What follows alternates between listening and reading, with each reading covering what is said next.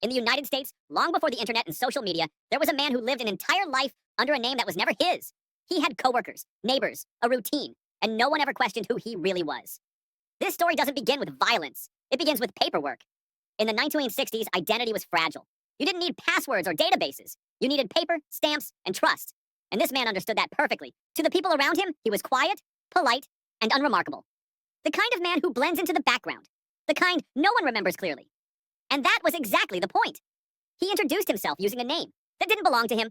A name taken from records. A name tied to a man who had already died. At the time, that was enough. There were no national systems linking birth records, no instant verification, no alarms. A birth certificate and a signature could unlock an entire life. With those documents, he found work, rented an apartment, and opened accounts. He existed on paper, and that was all society required.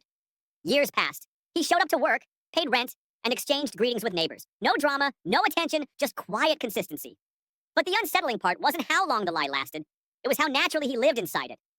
At night, alone in his apartment, he stared at his reflection like a stranger. Because at some point, the line between pretending and becoming disappears. Psychologists later asked a simple question.